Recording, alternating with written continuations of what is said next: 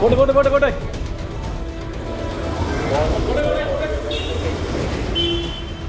അഭിമാനവും അതേസമയം തന്നെ ഏറെ സങ്കടപ്പെടുത്തുന്നതുമായിട്ടുള്ള വാർത്തയ്ക്കാണ് തിരുവനന്തപുരം കിംസ് ആശുപത്രി സാക്ഷ്യം വഹിച്ചിരിക്കുന്നത്. നമുക്ക് ഈ ദൃശ്യങ്ങളിൽ കാണാവുന്നത് പോലെ തന്നെ എയർ ആംബുലൻസിലേക്ക് ഇവിടെ നിന്ന് 33-കാരൻ്റെ ഹൃദയം കൊണ്ടുപോയിരിക്കുന്നു.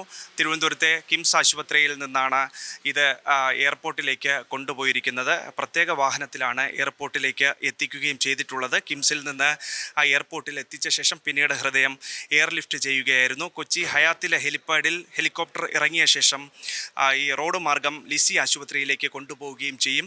വാഹനാപകടത്തിൽ മരിച്ച ഐസക് ജോർജിലൂടെയാണ് നിരവധി പേർക്ക് പുതുജീവൻ ലഭിക്കുകയും ചെയ്യുക. 7 അവയവങ്ങളാണ് ദാനം ചെയ്യുന്നത്.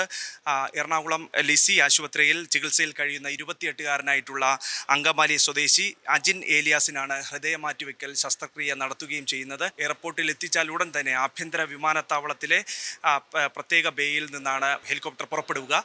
അതിൽ തന്നെ പ്രത്യേകിച്ച് കൊച്ചിയിൽ എത്തിച്ചാൽ അവിടെ കൊച്ചി സിറ്റി പോലീസ് കമ്മീഷണറുടെ മേൽനോട്ടത്തിലാണ് അവിടുത്തെ ഗതാഗത ക്രമീകരണങ്ങളും നിയന്ത്രണങ്ങളും മറ്റുമൊക്കെ തന്നെയും ക്രമീകരിക്കുകയും ചെയ്തിട്ടുള്ളത്. കിംസ് ആശുപത്രിയിൽ നിന്ന് കൊണ്ടുപോയിട്ടുള്ള ഹൃദയം എത്രയും വേഗത്തിൽ തന്നെ അവിടേക്ക് എത്തിക്കുകയും തുടർന്ന് 2-2.5 മണിയോടുകൂടി തന്നെ ശസ്ത്രക്രിയ ആരംഭിക്കുകയും ചെയ്യുമെന്നുള്ളതാണ് കൊച്ചിയിൽ നിന്ന് നമുക്ക് ലഭിക്കുന്ന റിപ്പോർട്ടുകൾ.